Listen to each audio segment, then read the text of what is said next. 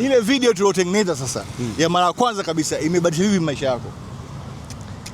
Unajua mwanzo nilikuwa nikiwategemea tu wateja ambao wanapita njia.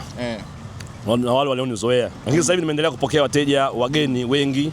Nimeendelea kuwapokea na ninashukuru na wahudumia. Kwa hiyo ile video imeenda viral. Mimi mzee bwana Mando vibe, tunajua vibe ni kitu. Kumbe ni nini? Viral.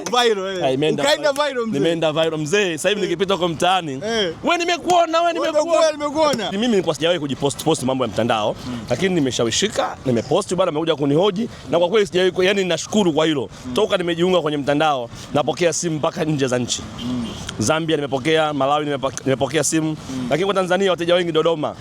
Watu wa Dodoma pia nawashukuru sana kwa sababu wananisupport, na pili nawafikishia mizigo yao ikiwa mizigo salama kabisa.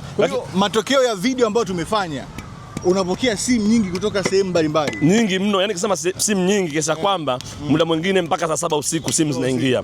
Lakini zote nazipokea na wao watakuwa ni mashahidi. Watakaponitumia ujumbe nitawajibu, watakaponipigia nitapokea, kuhakikisha kwamba nawapa huduma na nawapa majibu yaliokuwa sahihi, kwa sababu aliyefanya hili jambo lionekane. Sitaki kumwangusha, kuonekana amefanya kitu tofauti.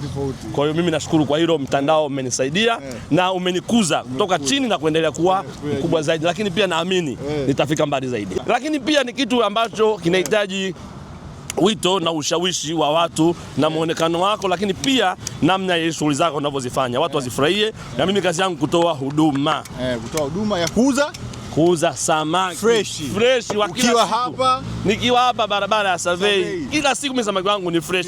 Na ndio maana najitahidi kuposti kila siku video ya kuwaonyesha kwamba nina mali mpya. Maelekezo ya nani hayo? Maelekezo ya Amaju.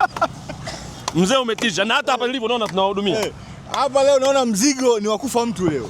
Mzigo mkubwa, na leo nitawashughulisha kwamba samaki anavyokatwa na ndani alivyo na ule ubora wake. Kwa sababu kuna muda mwingine mtu anaweza kusema tunabahatisha. Sisi hatubahatishi. Sisi samaki wetu ni fresh na wapya.